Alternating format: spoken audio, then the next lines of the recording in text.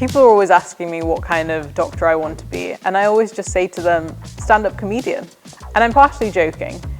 I do really enjoy medicine, and there are so many interesting careers that you can choose, but they're also different from each other, and they're all things I'm interested in. So it's actually quite a hard question to answer. And by doing one, you are kind of closing doors to others. So instead, I like to distract people by bringing up my hobbies instead. For example, do you know that I do stand-up comedy? I started doing comedy in my second year, and I really enjoyed it. And in my third year, I joined and became a member of the Cambridge Footlights. And now in my final term, I'm performing and have written my own solo stand-up comedy show called We Only Clap on Thursdays. That will be here at the ADC. It's a reflection on my 6 years at medical school. It talks about what it's like to do training as a doctor during a pandemic and reflects on my time in the NHS. If you're going to be a doctor, do you need to be a performer?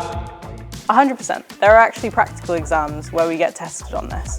There aren't many degrees at university where you get tested on how well you interact with others, but doctors need to be really good at communicating with patients. Even in our degree, we have designated time in the hospital with actors learning and practicing how to do good communication skills. People say medicine is both an art and a science, but sometimes I feel the art side is often underappreciated.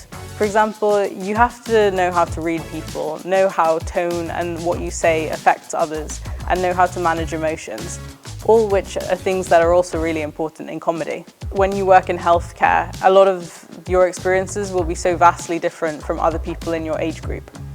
I think one of the most important things I've learned is that you can't run on a broken leg, and actually you have to be selfish and look after yourself, otherwise you can't really do well by the people around you.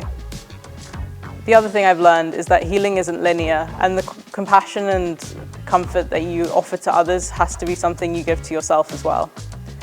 I think for me, something I've noticed is that actually patients say the most wonderful and funny things sometimes.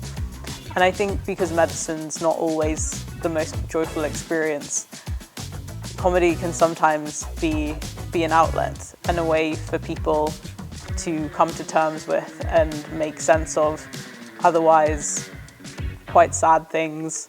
And it's nice in that way to have something that you can use at the end of the day to kind of reflect on your experiences.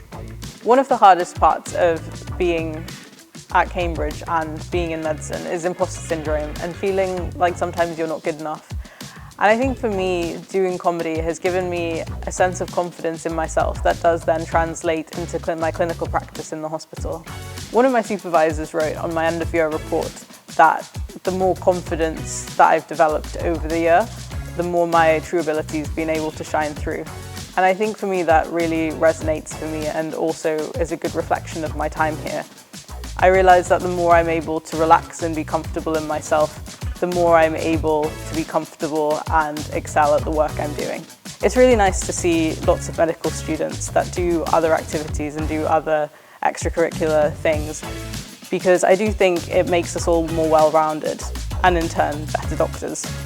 In the future, I'd like to continue doing comedy alongside being a doctor. I know that doing one makes me better at the other.